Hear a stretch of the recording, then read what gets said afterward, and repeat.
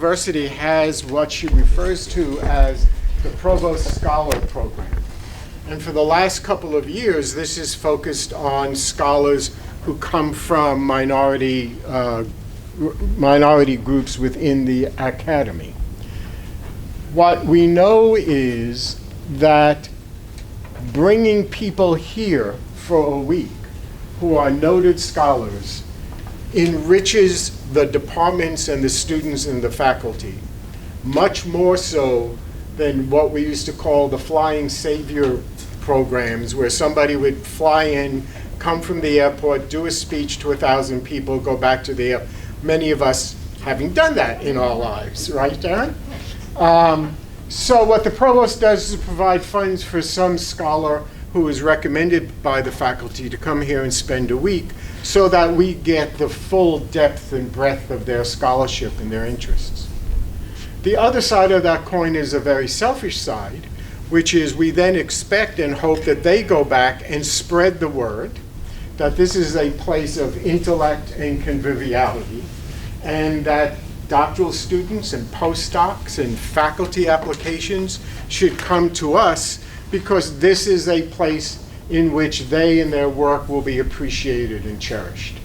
And I trust, having just spoken to Joel for a minute, that that's already happening this week and that it will continue. Each visiting scholar has a sponsor, and I would like to bring up to introduce our visitor, Dr. Janice Fenouillet, who is representing EPS and the scholarship application. Dr. Fenouillet. Thank you.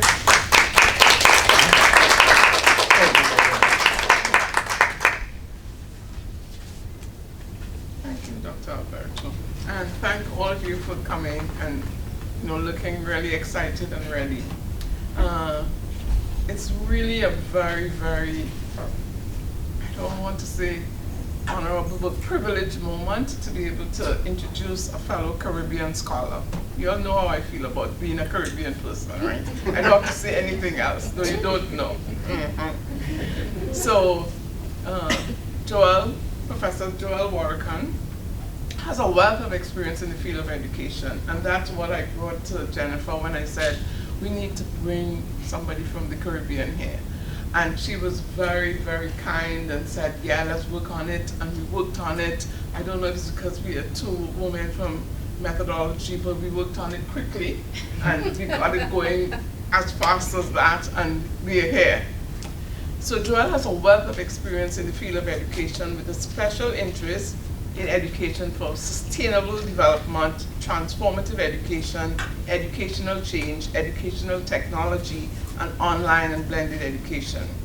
He was a B.Ed in language and literacy, and the people who were there yesterday could attest to what a great experience we had with him sharing on the third space. I really enjoyed it, and thank you very much, Joel. And an MPhil in research methods and a PhD in education, language, and literacy from the University of Cambridge. His professorship in education, language, literacy, and cross-linguistic studies. I mean, what more do you want? I think we should really take advantage of somebody of this caliber coming from the Caribbean. I'm really even more excited because a lot of times we think knowledge resides in one space, and you all know I totally disagree with that. And so here we have with us today a colleague from the Caribbean who can share with us, and a lot of students can take advantage of what he brings, and hopefully, having spoken to Paul earlier, Paul has already set out what he would like to achieve from his visit. And so he and I have been talking every evening about how can we make that happen. And he says, if you want something to happen, ask me. So hopefully we'll make it happen. So thank you again, Joel. But before I let Joel come up, I want to take, because he's going to leave before it ends, take this opportunity to thank Consulate David Cutting from Barbados, who has kindly graced us with his presence and also agreed to host a little function. You know, it's a Trinidadian, you have to have a party. So thank you, Joel, and let's welcome Professor.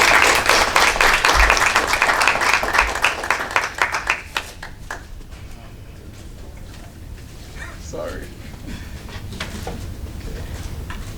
Good afternoon, everyone. Afternoon. From the onset, I wish to say thanks to Dean Alberto and Dr. Jennifer Exposito for having me here. Thanks a lot, Dr. Familiar. You have worked hard to make this happen, bring this to fruition, and I'm really pleased about it. Colleagues, I want to take just a little minute to say to you that one of our most acclaimed sons of the region, and particularly of Barbados, he has passed. Kamau Brathwaite, one of the great poets of the world, a poet given to the world by Barbados. And I am invoking his name because he has fought for everything that I speak about today, just that he has done it through poetry. As I recognize him here today, I want to invoke the words of Publishers Weekly in their review of his poem, Slow Horses, in 2005. And this is what they had to say. Brathwaite's work is omnivorously synthetic, insistently local, sinuously syncopated, and consistently exciting. May he rest in peace. If you want to know how heavy a bag of salt is, ask the one carrying it. These words of an old Ghanaian proverb were brought to my attention in a paper, Decolonizing the University, the Challenges and Possibilities of Inclusive Education, written by Professor George Safer Day. It brings to the fore an interesting perspective on research. Knowledge cannot merely be garnered through observation and fragmented measurement. In the words of the proverb, it can only be voiced by the bearer of the bag of salt. The perspective is not new. I believe that it provides a fitting introduction to my topic today, conducting research in the Caribbean, peering through the lens of Western frames. The prominent research approaches applied in the Caribbean tend to be those that involve observation and measurements. My perception of that is that researchers in the region like the position of dominance that afford them to show that they have the power over those that they're doing the research with. They consider themselves as the knowledge experts, whose role it is to interpret for the ones who are the real knowers, the ones carrying the salt bags. Consequently, the knowledge that is generated by these researchers, I believe, is often flawed and not reflective of the true picture. So the question is, how do we get to the truth in the Caribbean context or any non-Western context? I believe that in the Caribbean and other non-Western places, research is hardly ever that what exists in local spaces. Rather, it is about bringing a Western perspective to bear on these spaces. The unfortunate thing is that much of what is observed or measured in the Caribbean and examined through Western frames is misinterpreted and often to the detriment of the participants. For example, let's take the game cricket. And I cannot speak without talking about cricket. Cricket in the Caribbean, I know you've just had your Super Bowl. In the Caribbean, cricket is life. Or maybe we should say life is cricket. I don't know whichever way you want to put it. But I am a little bit always stunned by the English team and the English commentators. So just that you know, the West Indies dominated world cricket for over 2 decades. And this was never liked by the British because they taught us the game. And they referred to it at one time as an aberration. How could people of Caribbean origin, people of African and Asian and so forth descent, be beating them at their own game. You know, so they said it was only an aberration that existed for more than 20 years. But that's the case. But now we are not doing so well, and they're on top of the world. So we go to England, and quite often we do that in April, May. And you know that that's a cold time in England. For a Caribbean person, it is cold. For me, it is quite cold now.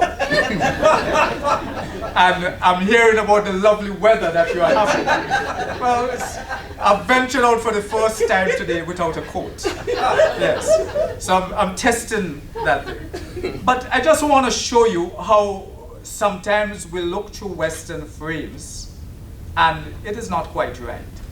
So here is a bunch of guys playing cricket, Caribbean cricketers in England, April, May. And as they're waiting for the bowler to run in, their hands are in their pockets. And you would listen to the commentators saying how disinterested they are and lots of disparaging remarks. And some of the Caribbean commentators who were once cricketers, you'd hear them making the same statements. But the truth is, when I look at old clips of those same old cricketers, their hands used to be in their pockets also. But why are their hands in the pockets? It's pretty much because it's quite cold. It has nothing to do with them being a disinterested cricketer. But through the lens of a British person who is accustomed to that weather, you know, it is a disinterested person. Another example is that of the funding agencies. So we have a situation where many of the funding agencies, they come into the region with their architects, their engineers, and they know what is best for us. And so they construct buildings with what we call decorative blocks. That is, blocks that are not solid, but that when the rain comes and the wind is blowing, the classrooms get wet. And on either side of the classrooms, you have these decorative blocks. And you know that what teachers need to do. As you teach, you need to put your work up so that it can be reinforced to the students and so forth. But in our classrooms, quite often, there's just no walls to do that because we have decorative blocks. But in their heads, we are a place of a hot climate, so we need the natural breeze. And we need to have good ventilation. But one, we are in a hurricane zone, and when the wind starts, it helps, that same ventilation that they're thinking about helps to get our roofs off. And the second thing is, all of these schools are hurricane shelters. So they were not thinking about any such thing. They're just looking at it from their perspective that, you know what we need to think about is ventilation. So we are from a region that has been colonized. We have been enslaved. We have been decimated and indoctrinated into thinking that the ways of the colonizer are superior to the indigenous ways. The region was used as a source of free labor to swell the coffers of the colonizing countries.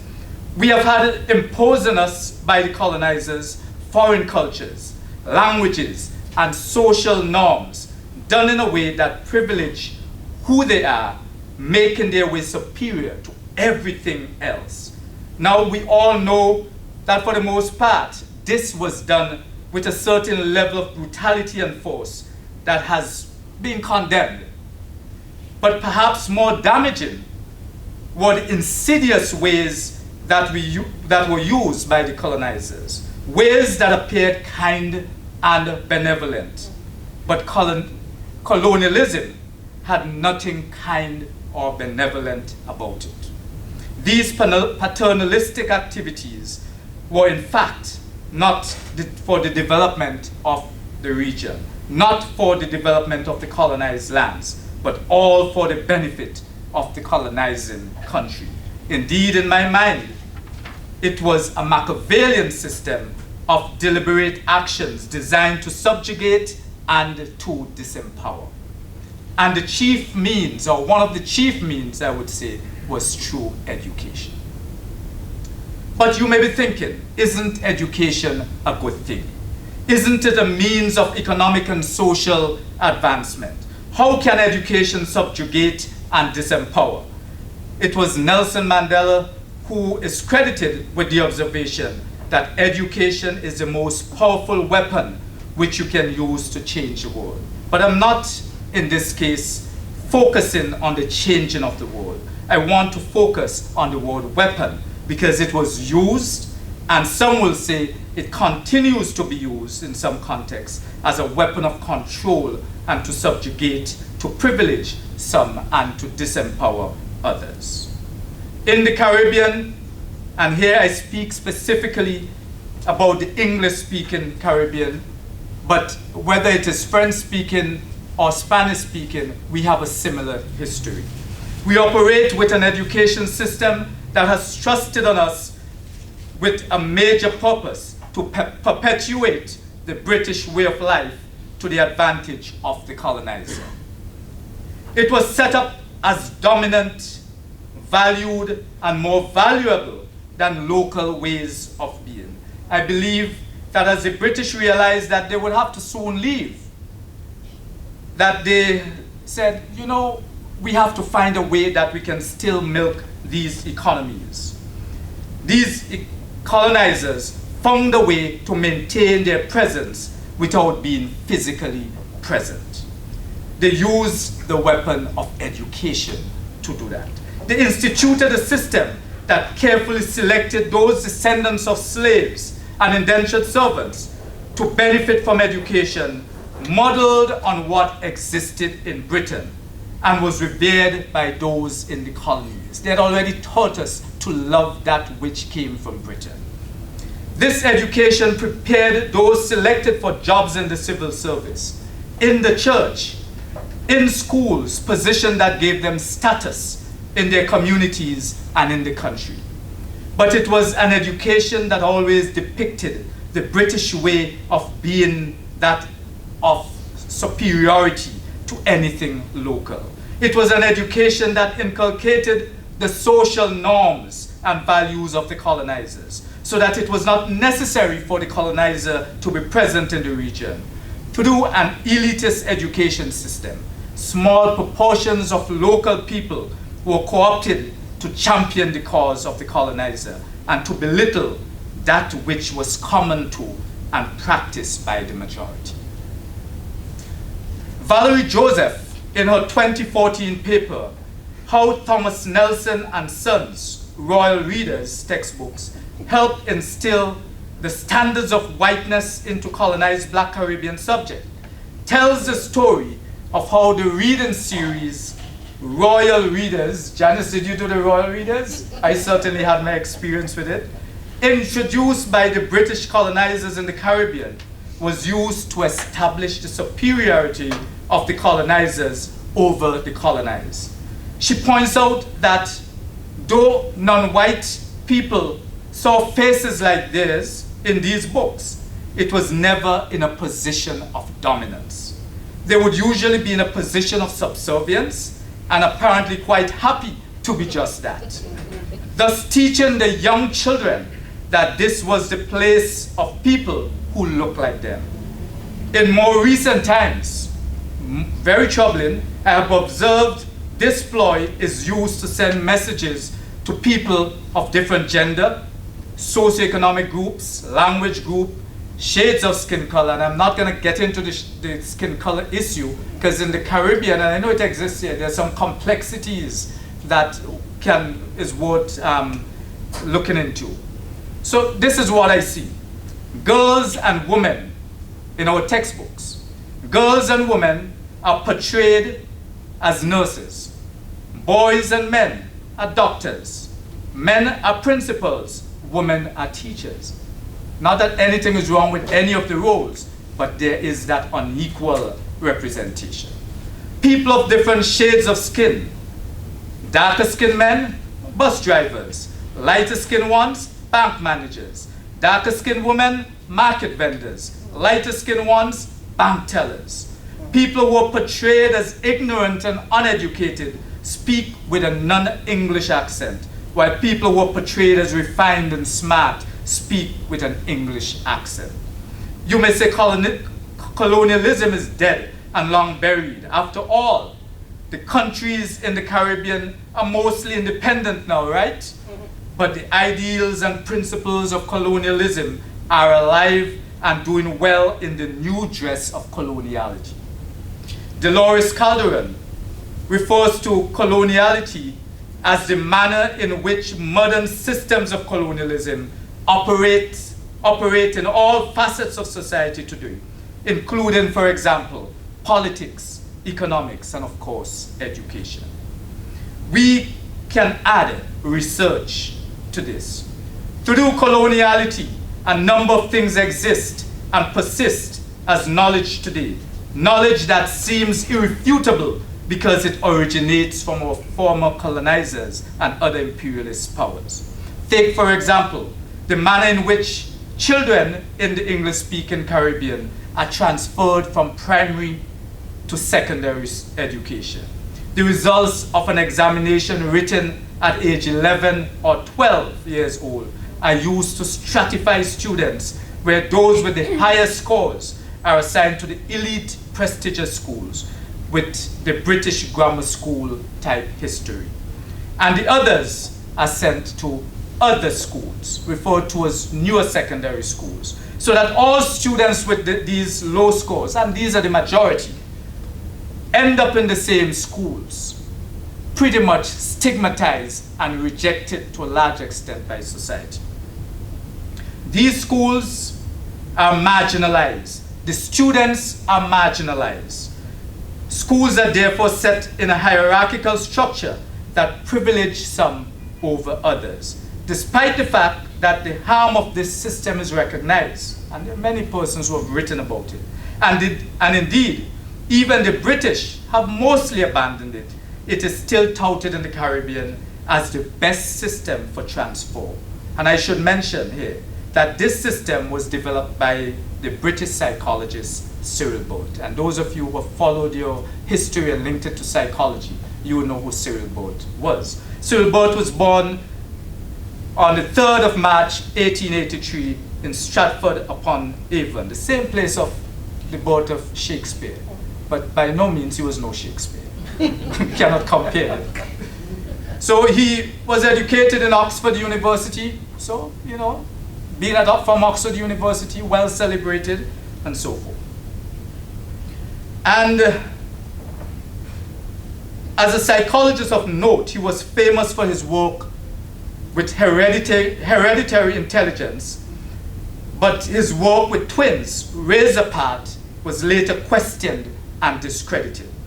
It is from this work that the basis for the introduction of the common entrance examination, that 11 plus or whatever we want to call it, was introduced in the UK and then transported to the Caribbean. Abandoned now in the UK, but we have held on to it. And we still proudly say we have a British type education. Proudly say, unfortunately.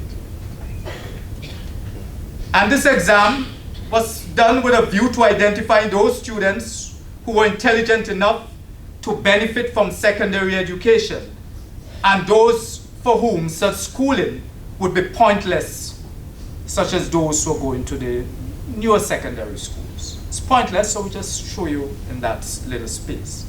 Ironically, his work also became the basis on which others went on to make claims about and try to prove the intellectual inferiority of black people, Indian people, Pakistanis, and so forth, on that same work. The examination was a kind of intelligence test that was thought to be biased in favor of white middle-class children. That belief is also held about the existing school transfer examination. So it might not necessarily be white middle class, but it is middle class. We know class and race very much intertwined. This is closely linked to another such practice, streaming. Streaming is practiced on a macro level through the manner in which children are allocated to secondary schools in English-speaking Caribbean. Secondary schools are inherently streamed. But let's talk a bit about the primary level, where mixed abilities are encouraged. But even though it is encouraged, I'm ashamed to say that once the students get into their mixability classes, quite often the teachers still do the stratification. So I have gone to, as an educator, going around to schools to see teachers. I went to one school, and in a particular classroom, remember I tell you about those walls? So you have this room, a fairly big room, so I thought maybe it was 2 classes, a chalkboard separating the 2 rooms.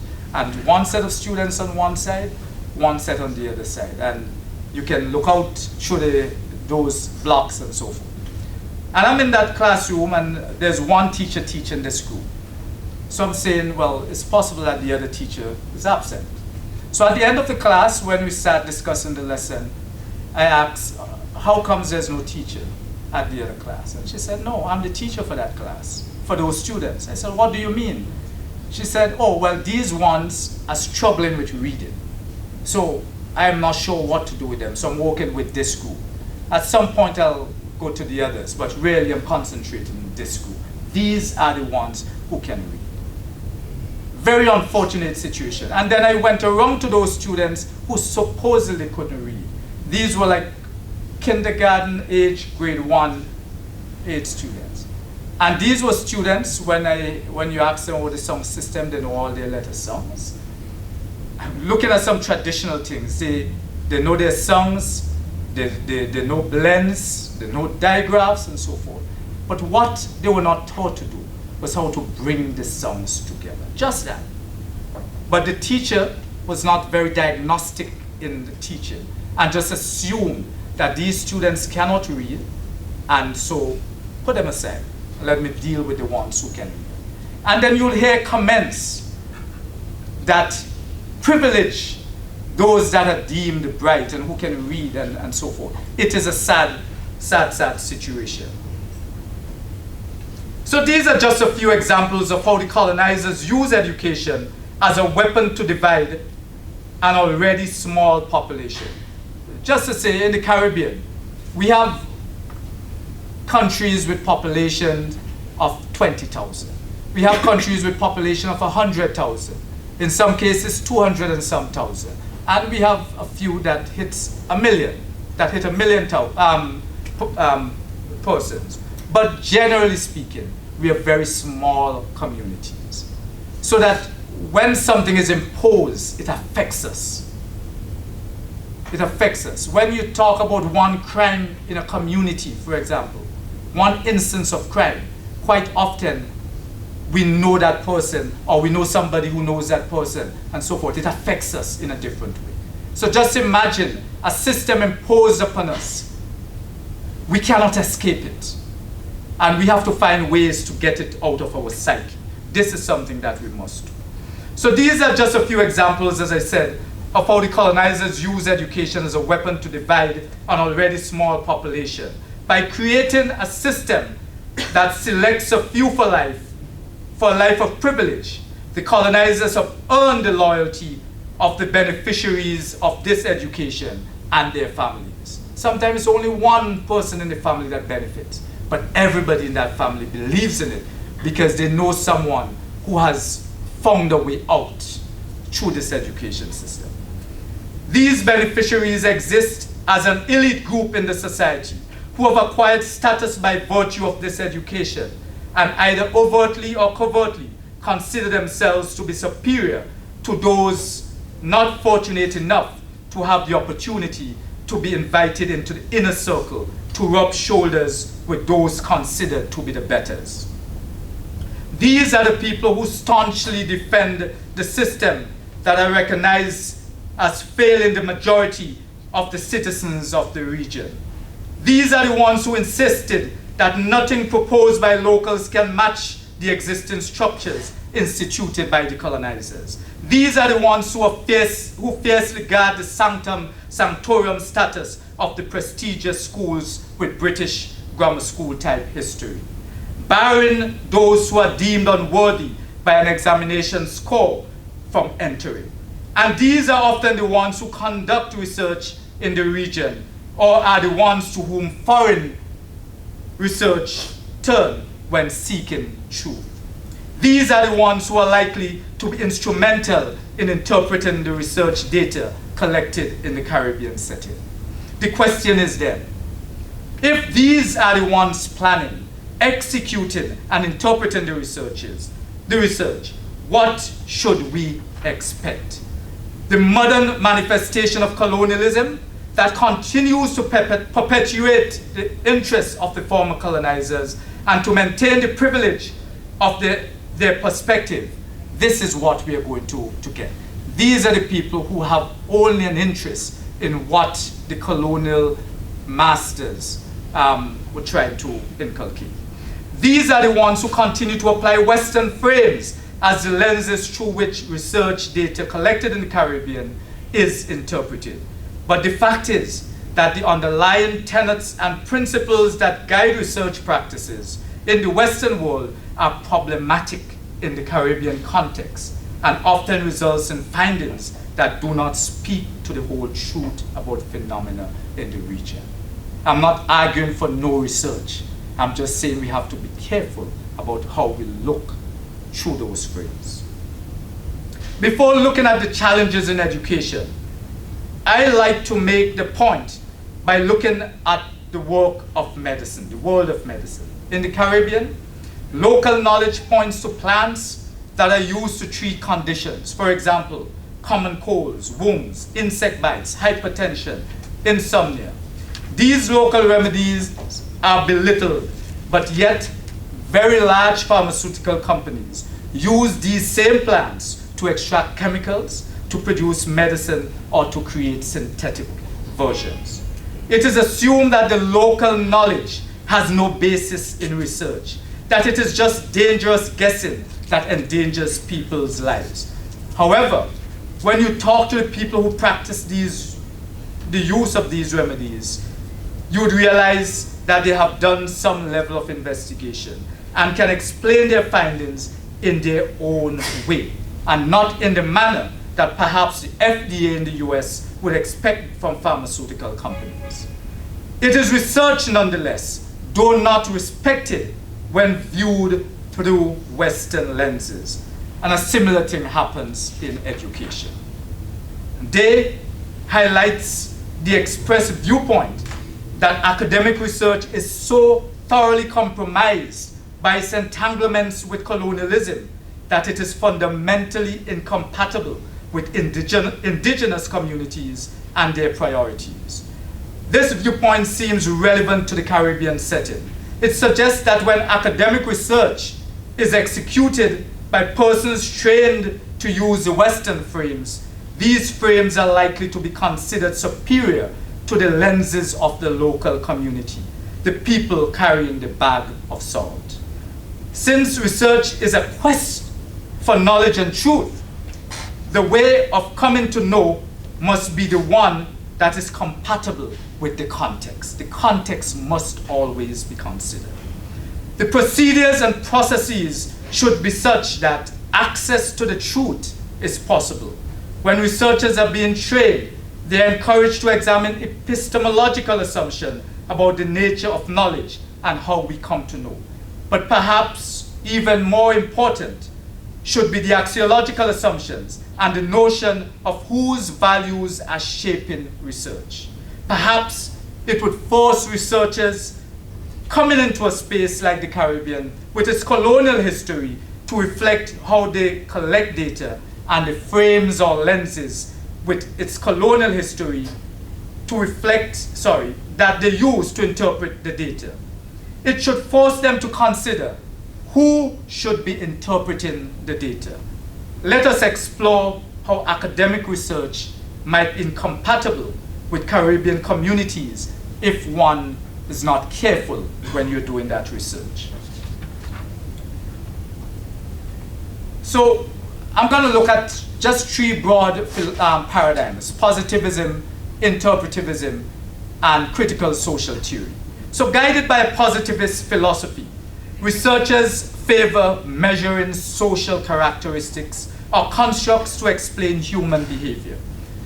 For this purpose, verbal instruments in the form of scales may be used. These may consist of several statements to which the respondents are required to indicate the extent to which they agree with each statement. Researchers use these tools to collect data in the Caribbean in order to seek truth about phenomena in this context. But the challenge often lies in the language that is used and the statements that are included in these tools. These often reflect the priorities of the Western world, which may not necessarily be those of the people being studied.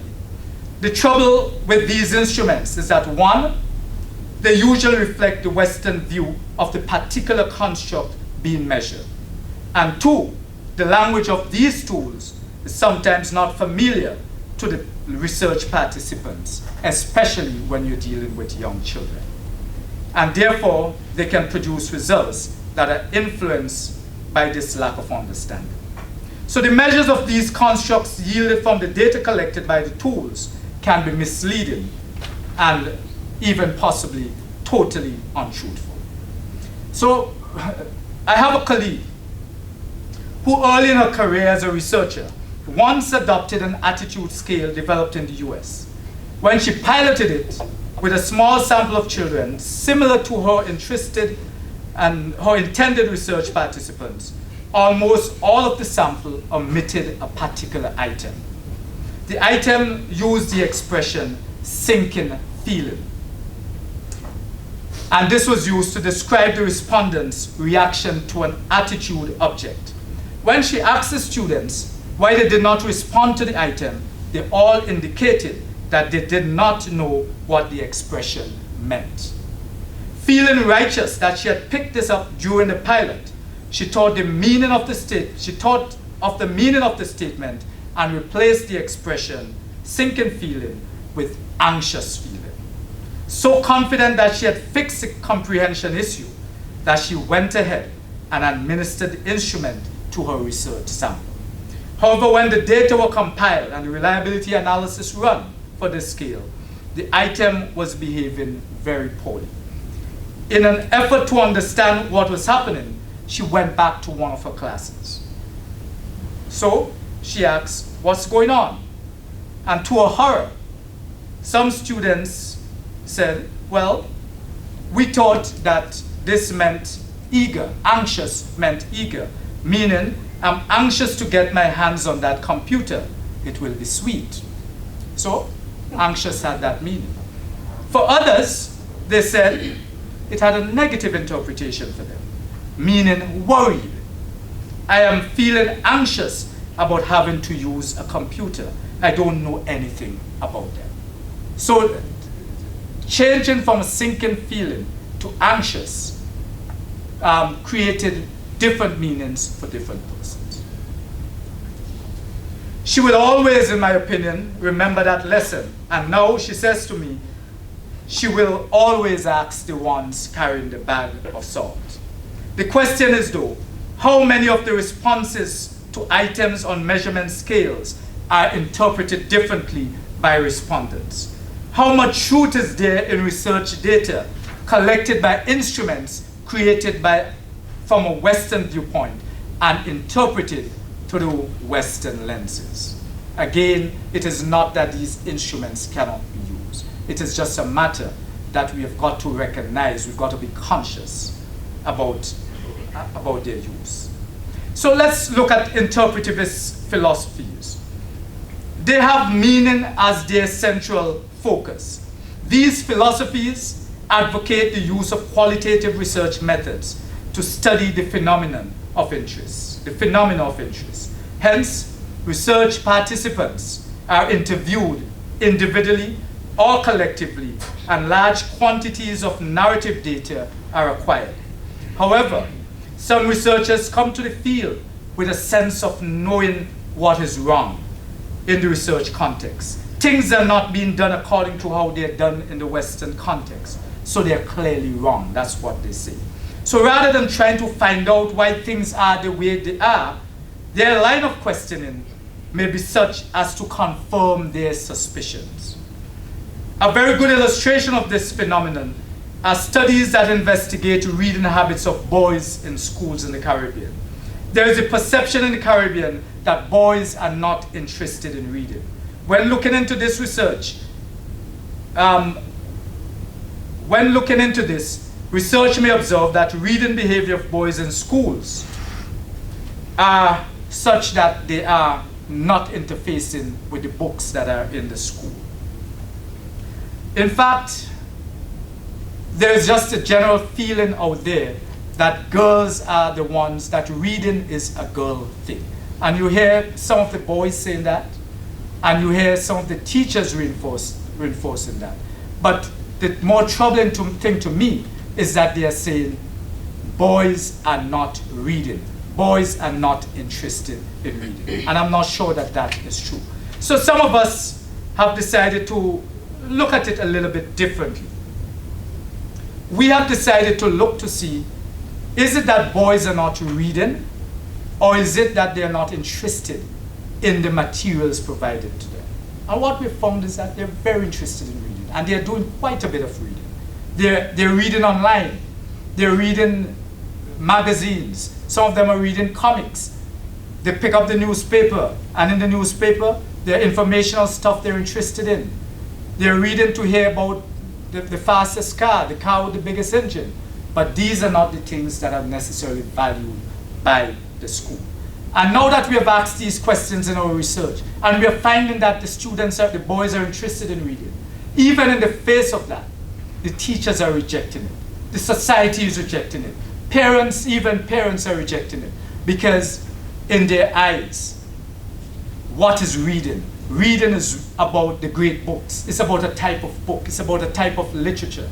It is not about the comics. It's not about the magazines. It's not about the activity that happens online. It is not about the boy who is trying to conquer a video game and reading the material to see how to get past it. They do not consider that reading. That is not traditional. So these are some of the issues that we're having. And in the face of the research, people are still ignoring it. So even research guided by critical social theory paradigms fall prey to the inadequacies of Western frames when executed in the Caribbean region. Linked to the Frankfurt School in the 1960s, one of the underlying aims of critical social theory is to decrease domination of certain groups over others, giving voice to the dominated as a means of liberation and increased freedom for them. In the Caribbean setting, this often means freeing societies from the perceived lingering oppression of the colonial past. These are indeed noble intentions, but as Day points out, in many cases, those who claim to be engaging in anti-colonial research with good intentions of giving voice to local communities often fall prey to their own personal agenda, putting it before the needs of the said communities. In a way, in some cases, the efforts of these researchers add to the oppression of the local communities, depicting them as voiceless and helpless, as they appear to be when viewed through Western frames. To illustrate, consider a piece of research conducted with the aim of improving teaching and learning transactions in Caribbean classroom. Researchers enter these settings with the sure knowledge that what these teachers are doing is inadequate. And it may appear so when it is viewed through Western frames. Consequently, under the guidance of a participatory action research design, researchers first endeavor to convince teachers that their home-spun solutions to these issues that they face daily in the classroom are inadequate because they do not conform to the widely practiced Western societies. Again, a case of privileging Western ways over the indigenous. Since they themselves are taught through the education system to value the Western way over local approaches, teachers succumb to these good intentions. They speak apologetically about their own seemingly uninformed efforts and are persuaded to adopt the solutions introduced by the action researcher. They spend time assimilating the better ways and implementing them in the classroom, usually without obtaining the expected sustained results. Quite often, this is because the solutions introduced by the researcher do not properly take the local context into consideration. This may leave schools and teachers either spending exorbitant sums of money acquiring resources from overseas to maintain foreign programs, or seeing these fail and fall by the wayside.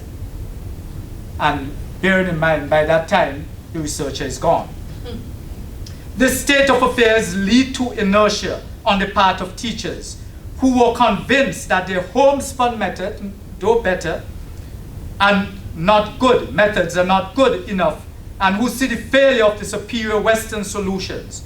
The conclusion then is to say the problem lies within the students, and then created a state of learned helplessness, a case of good intentions gone bad.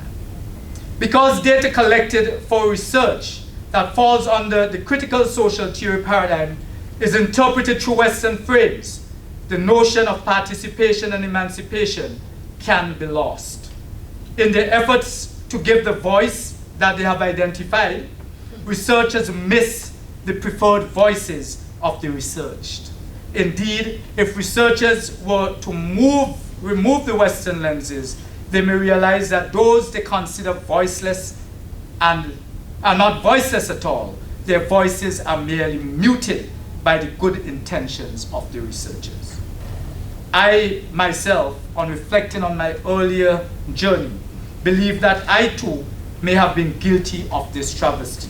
In an action research project that I subsequently shared in various publications, I sought to widen the reading choices of reluctant readers by flooding the classrooms with a variety of reading materials in a phased way. From my study of existing literature, I identified the kinds of reading materials deemed of interest to adolescents and acquired these prior to starting the reading program.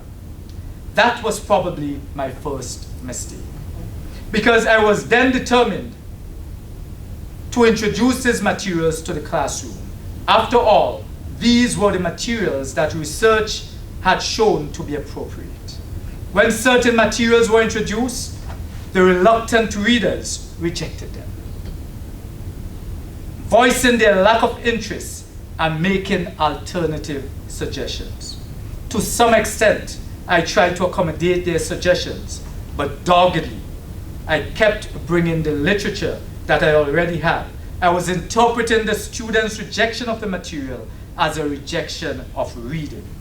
I was viewing the scene through Western lenses on which my training was based, just coming back from the UK. What I now realize is that the students were not the voiceless being who needed me to direct them to reading materials. They already knew what they wanted to read, but with my good intentions, I was listening, but not hearing that voice that the students were using. That voice was not speaking the language I expected to hear from my Western frames. Perhaps, if I had been listening better to the ones carrying a bag of salt, I would have had different results with the research. The point is, applying the viewpoint reported by Day to the Caribbean context, good intentions can get in the way of truth when Caribbean data is interpreted to the Western frames. So there are some other challenges which I'm going to quickly go through. These I refer to as methodological challenges. One concept I would like to draw your attention to is commonly applied to research that conforms to Western tradition, is that of the emic-etic dichotomy. Though there may be ongoing debate about where this originated, I want to look at emic as the insider and the outsider being the etic perspective. In research training, we learn that often in trying to understand a phenomenon, getting these two perspectives, insider, outsider, can be instructive. The insiders who have intimate knowledge of the phenomenon can shed light on it from their subjective purchase, while the researchers can strengthen arguments and findings by interrogating the data from an objective, uninvolved position. This type of analysis is usually problematic in the Caribbean. Why?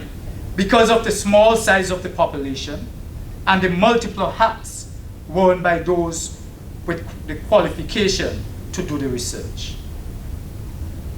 So, for example, it is often the case that the researcher, from an ethic perspective that is outside, has an intimate knowledge of the phenomenon being investigated and cannot bring the kind of objectivity that an ethic perspective requires. For example, a faculty member at our regional university, the University of the West Indies, may be invited to apply their research skills to investigate a phenomenon. Example, a school policy, a curriculum issue, or school leadership issue. It is quite possible that the researcher deemed to have the expertise in that particular area may be the same person who worked along with the policymaker or developers to create the thing to be investigated. Remember, we are talking about an area with very little resources. This intimate insider knowledge can sometimes then compromise the objectivity, thus rendering their role as outsider invalid. One of the factors that impede such investigations is the suspicion and skepticism that those with the emic perspective may feel towards the researcher. These insiders are usually well aware of the previous role of the researcher and are often reluctant to be open and frank with their views and opinions about the phenomenon. But trying to address this challenge by importing researchers from abroad does not necessarily always help. First, these researchers tend to face the same suspicion, but because of the perception of superiority of the cultures from which these outsiders are coming, the insiders are likely to speak with them, but may hedge their comments with much caution.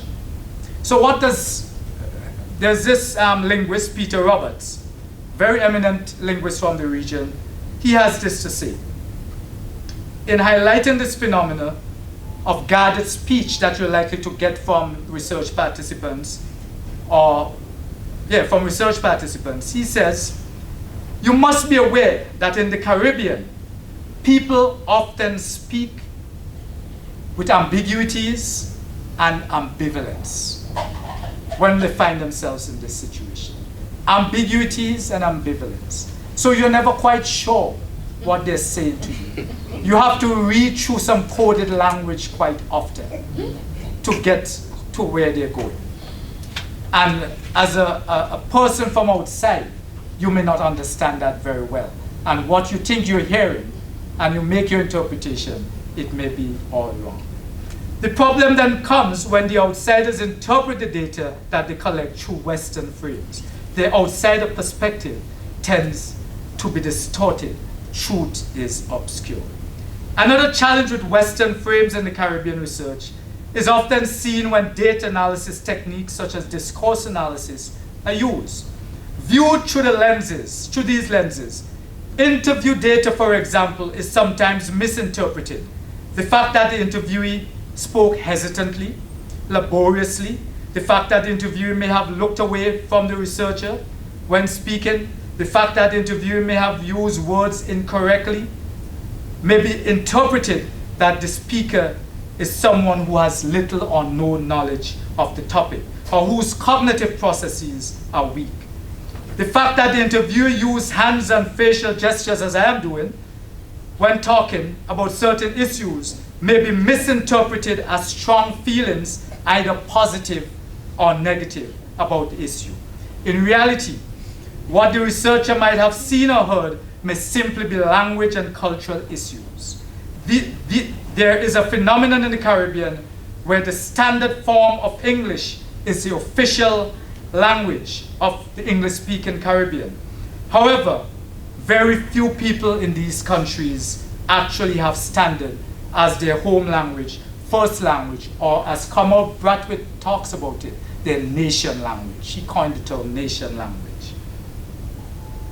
But all are aware that the ability to produce the standard language, especially when communicating with strangers or those in authority, that it is desirable.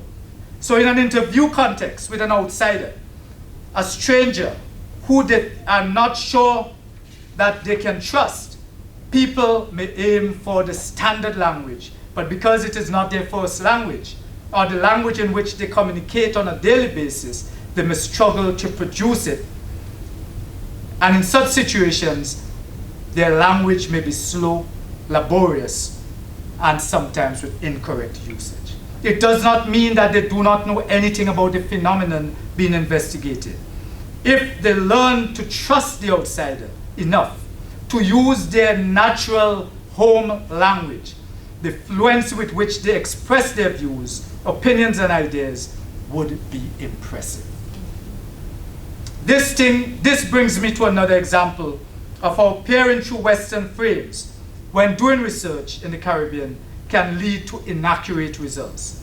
The Pisa assessment is administered every 2 years to 15-year-old students globally, and I'm sure you're aware of this assessment done through the OECD. One of the measures of Pisa is whether these students are taking the test in their home language. This is deemed important because the outcomes of the assessment can be affected if the students take the test in a language that is not their home language. So for example, in the 2018 report, this is what it said. In reading, students in Singapore who reported that they do not speak English at home scored 54 points below students who reported that they speak English at home. This is just showing you home language matters. So in the Caribbean currently, Trinidad and Tobago, Janice, I'm mentioning Trinidad and Tobago. She says it's the greatest place on earth. Trinidad and Tobago is the only country in the Caribbean where Pisa assessment is done. The official language in Trinidad, of course, is English, standard English at that. And when the students take the Pisa test in English, it is said that the test was done in their home language.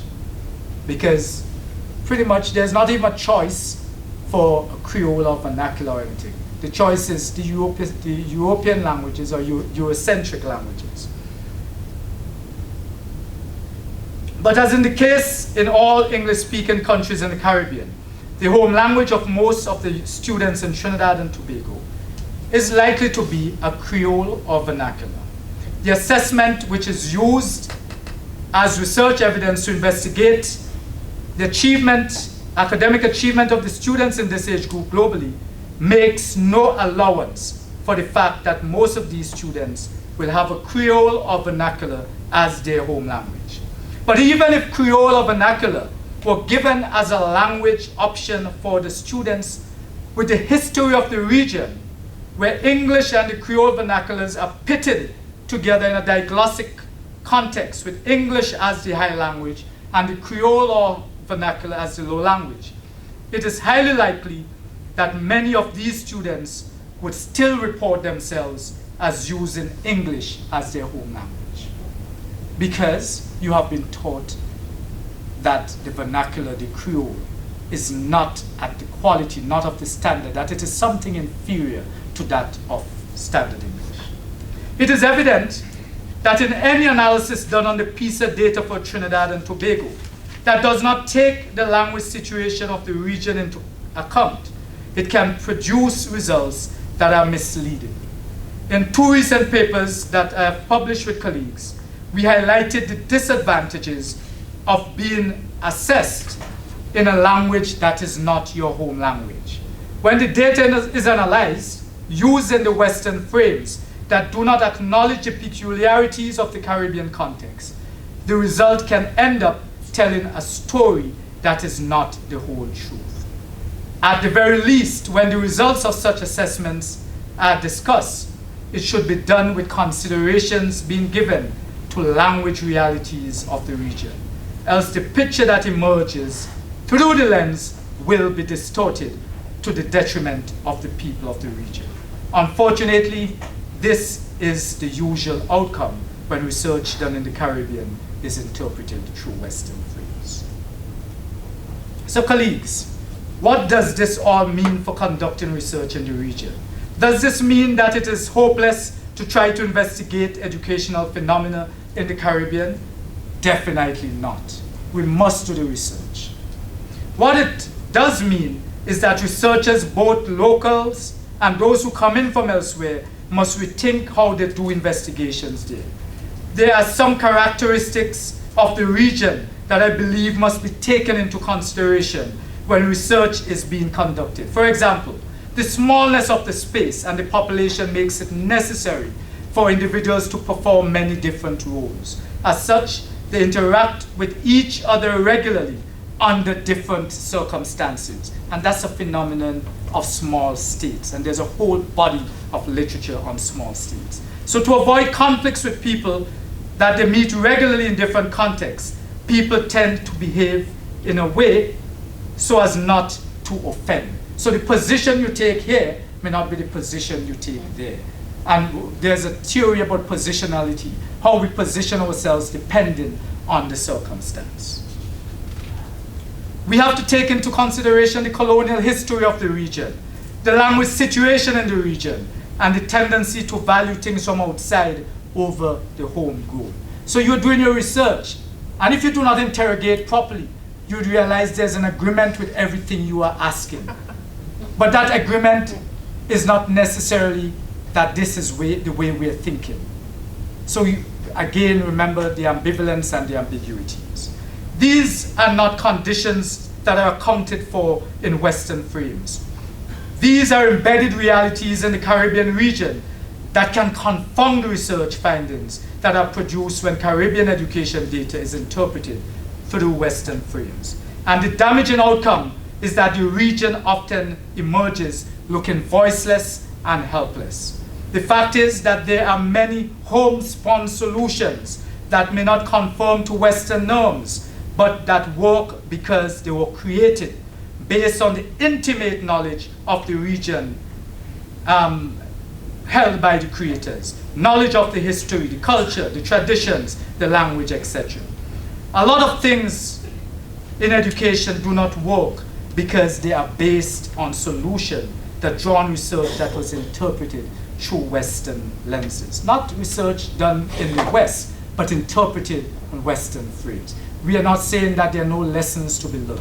It is how we interpret it. Research that is done by people who are convinced that they know what is best for the region. That's what we are getting quite often in the region. Those who see everything through Western frames are convinced that for the region to be developed, they must embrace and reflect a Western culture. And they're determined to see this happen. This is a fallacy, and a dangerous one at that. It is not a case where you can collect it is not a case where you can collect data in the Caribbean, interpret it through Western frames, find everything wanted, and then present as answers solutions that work in the larger Western countries, but just on a smaller scale because the countries are small. No, cannot work. We in the region who are watching know that those things do not work. Yes, traditions of research developed in Western societies have contributed useful guidelines for conducting research in the Caribbean. We cannot deny that. But it has not produced a model that is the best fit for the region. For that to happen, you have to ask the people in the region and listen to the answers, not through Western ears, but through ears that understand the history, the culture, and the ambiguities and ambivalence, the legacies of their colonial past. Ask the one carrying the bag of salt, and then listen. Thank you.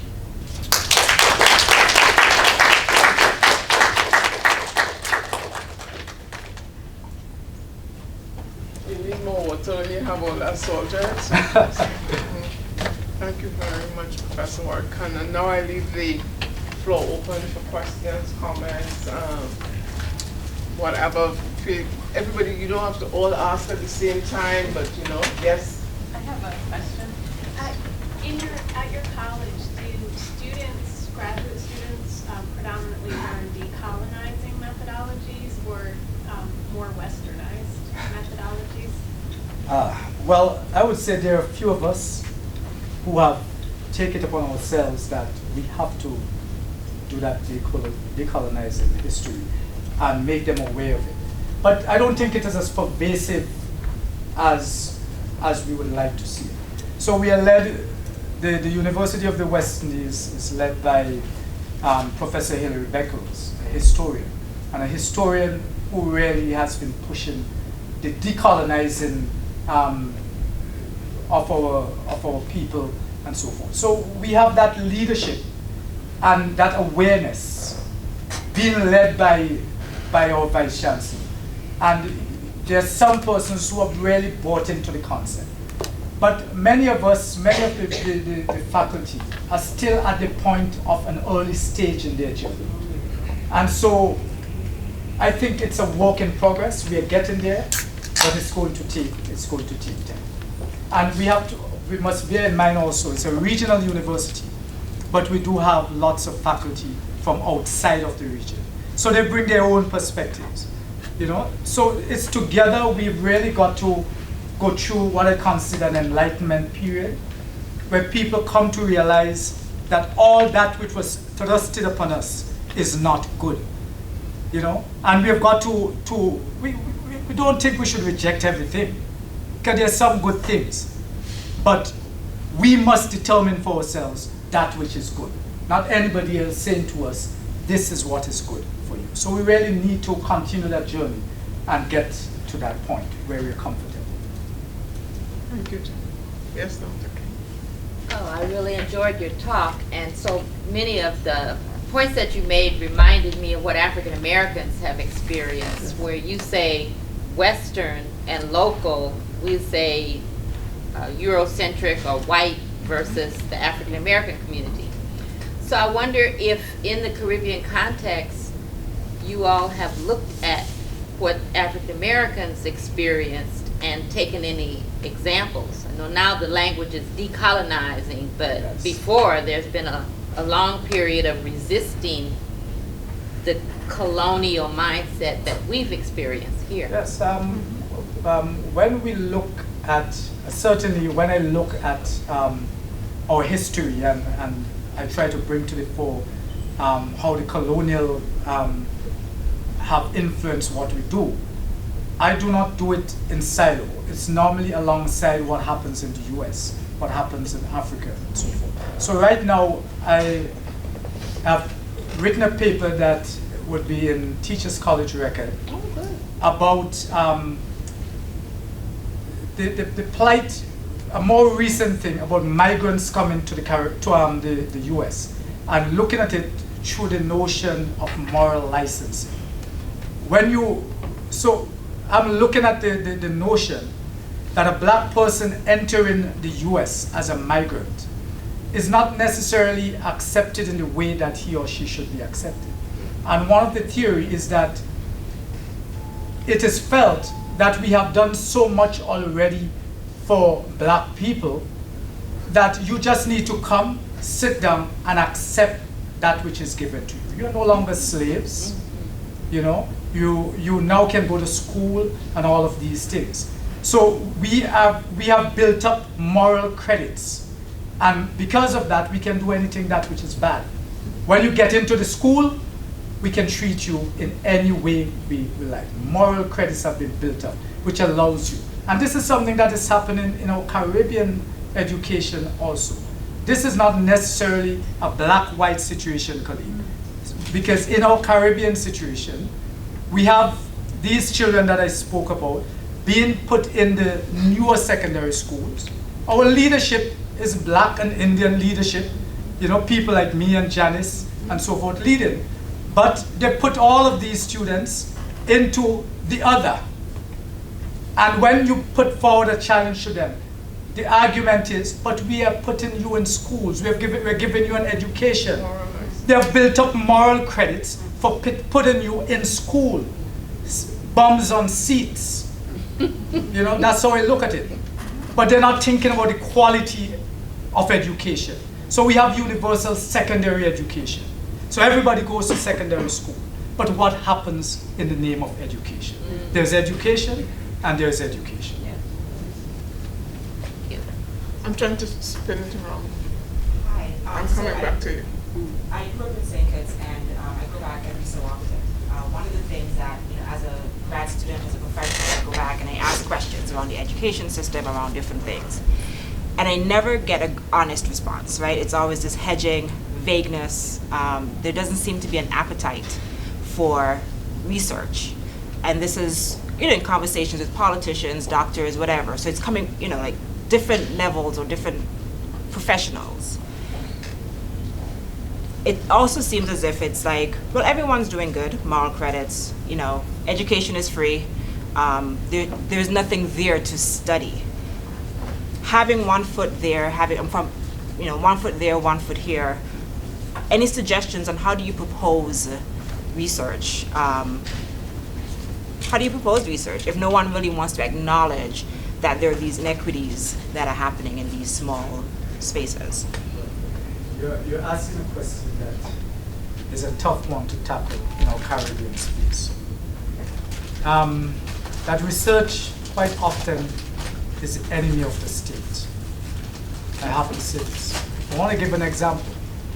You go to the fact sheets of any Caribbean country, and you look at their literacy rates. They all say 98%. For a long time, Barbados was saying 100%. They're down to 98 now. St. Kitts might be 95% around there. So they're all posing these very high literacy rates. But none of the Caribbean countries have done a proper literacy survey. They have just said that, okay, because all of our students are going to secondary school, we have universal, that means they equate that to literacy. That's one thing. But it is advantageous to them to say that we have a 98, 95, 97% literacy rate. Because those are the numbers they're going to use to attract foreign investors. Yes. So think about it. They are not necessarily desirable of having the truth at all times. We also have a culture right now that is frightening, that the radio talk shows have taken over.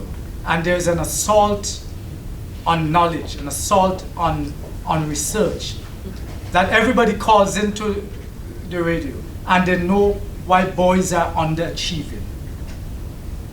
They know that it's because you have removed single-sex schools, and they speak eloquently about that. And that, for many people, deemed to be enough. The way in which we can change this, I believe, is through the University of the West Indies and other universities. We have got to get into the spaces. For too long, the university was concentrated on 3 physical spaces: Barbados, Trinidad, and Jamaica. That posed a challenge. Because this, what you've asked, is not the reality in Barbados, where I live. In Barbados, the university is seen as the place where they turn to when they want to know. It's an enlightened place, Barbados, in many ways. And I'm sure Janice can speak about Trinidad, where university presence is there.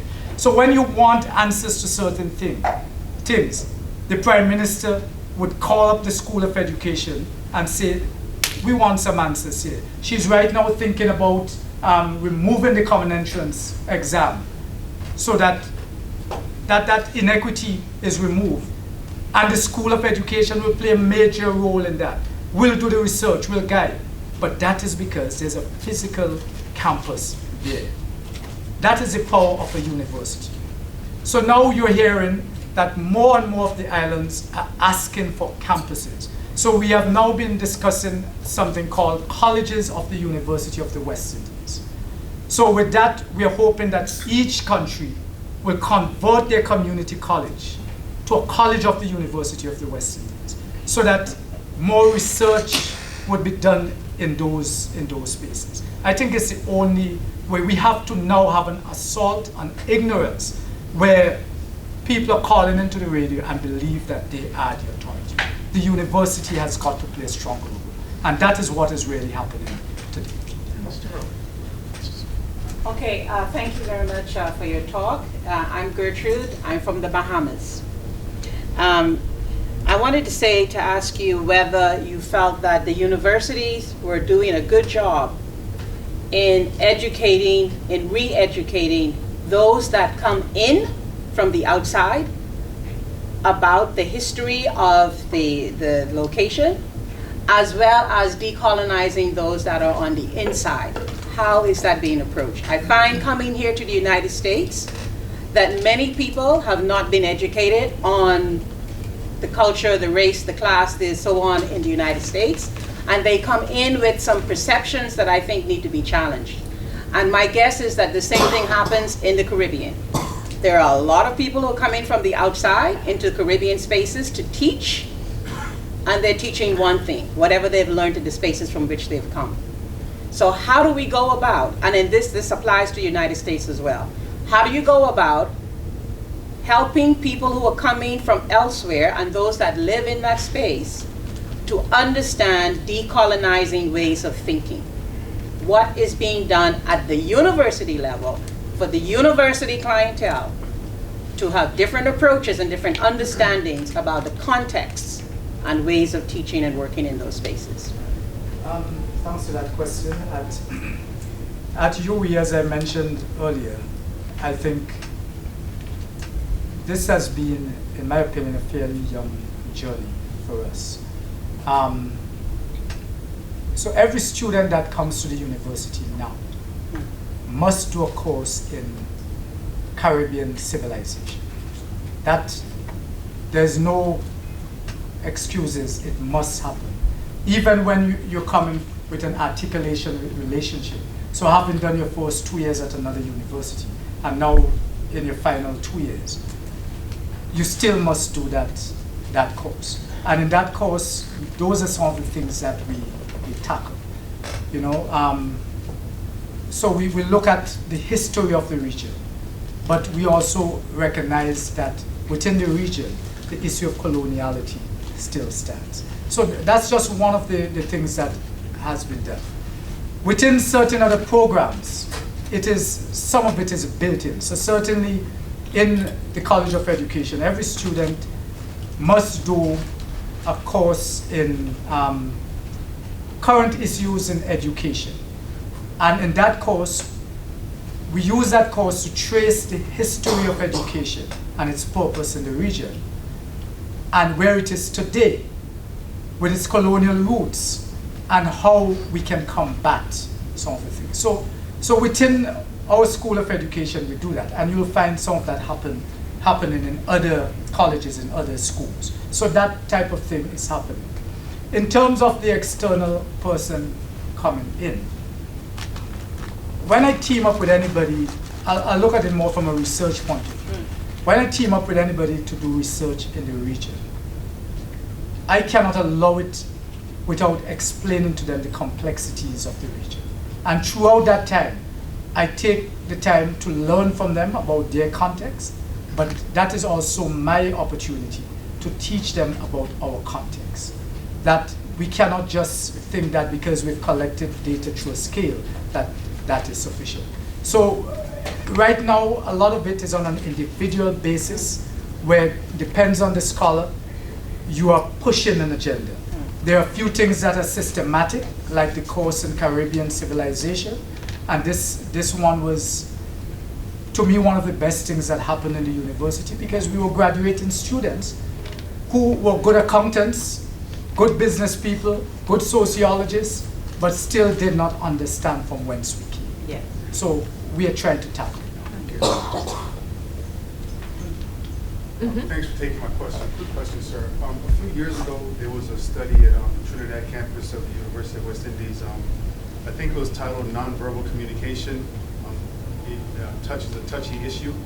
And what they were looking at was among the medical courses that medical and veterinary students were taking was these communication courses, how to talk with patients and clients and so on. And they were being taught under a Western lens, and there was a lot of pushback. And what some of the students said was that they needed to change the curriculum to kind of value more Caribbean standards of English and other Caribbean nonverbal communication signs. Do you know if there's been like a push to change the curriculum for these type of courses in medical and veterinary schools to value Caribbean nonverbal communication issues? I know of the research of which you speak. I'm not sure how much it has changed. I don't know what it's like in your university, but there's some areas that can almost seem intractable at times. The medical curriculum, I know they're doing quite a bit of work on it. As to whether they have influenced how doctors speak with patients, I'm not sure. Joel, excuse me. I think that's why they brought I know the guy who teaches the communication studies, I know everybody. So I know that they brought that communication studies program on because of the challenges they have with medical people who are in the medical field and their interaction with patients and all that. But again, so you brought somebody, he came out of education and then linguistics. So you brought him in to start to teach communication studies to medical science students.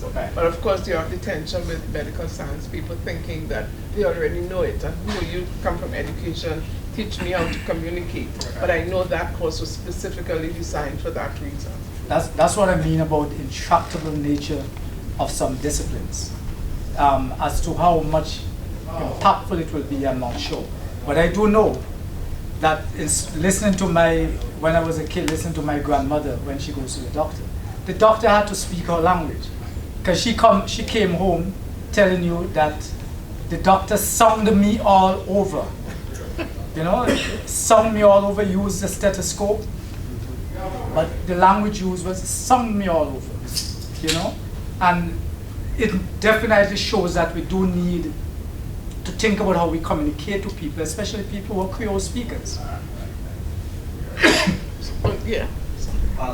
Again, thank you very much for your presentation today. It's been very, very enlightening. There were two things that you said that kind of stood out among others. But you mentioned earlier that independence does not equal freedom from ideology. And then later on you said that the education system, that many, you said regrettably, have said that it is proudly British, the system there. So I wanted to know, in your experience and in your opinion, in Caribbean academia, do you feel as though there is a growing or shrinking resistance to these ideologies, especially when you mentioned earlier that there was like an attack on knowledge and things like that? It's a tough question, sorry. Yes, I do not think that the region has changed much in terms of, I think most Caribbean people, given the opportunity, I'm going to make the point by giving an example.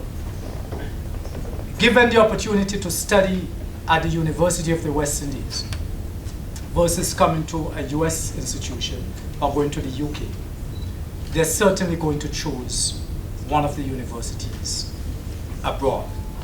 That tells you how we feel about that which we built ourselves. I'm sorry. So I think that point, I'm hoping, helps to tell you that much hasn't changed as yet. We really believe in our university. But I can tell you, my parents, all my life growing up, my dad kept saying to me that this was the order of universities. Because our prime minister, who is from my community, is my father's contemporary, and he was using that as a guide. You either go to Oxford University, Cambridge University, London University, or you. And that was an order. Right? Today, when you look at our island scholars, our national scholars, most of them will choose a foreign university to go to. These are the ones who are getting their education paid for by the state. These are the ones who went to the prestigious schools. These are the ones who did extremely well. When they choose the University of the West Indies, it is because what they want to come to do in the society is so pinned on a program, so like law. Law is something, if they go to the UK, when they come back, they still have to do a Caribbean certification. So for law, most of them will come to the Caribbean. But other than that, shows that Western way of looking at what is the best university, what is the best education, Foreign is better. still foreign. Foreign is better. That is still the view.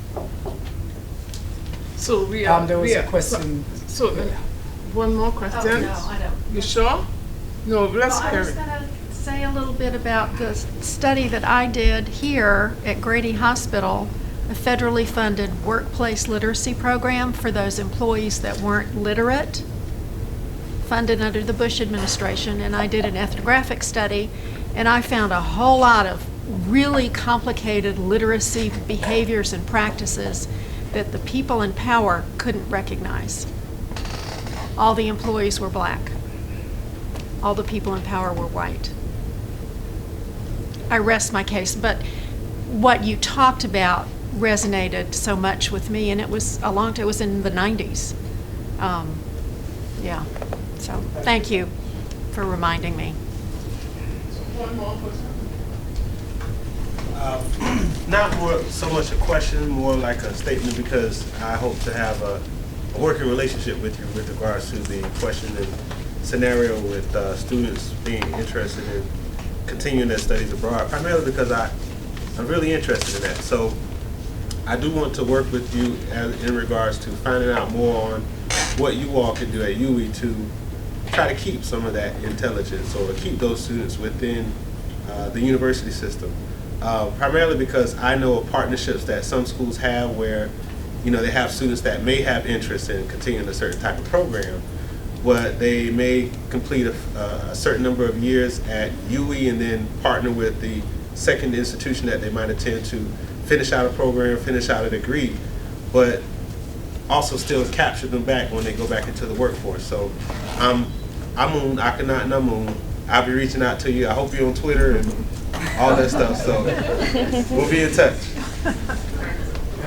Let me just close off by saying that we really appreciate the wealth of knowledge you brought and the inspiration I hope all of us got from listening to what happens, because I'm thinking, okay, we may be just wanting to study somewhere else and think that there's only one frame, which is a Western frame that we push back on so often. What is the best frame for the space in which I'm going to study? Doesn't mean that you're going to the West Indies or wherever, but what is the best frame for that? So I want to thank you, Professor Warrican, for your wealth of knowledge and for the inspiration you brought to us. And I want to thank you all too for just being present and for giving him the energy he needed for this presentation. So thank you.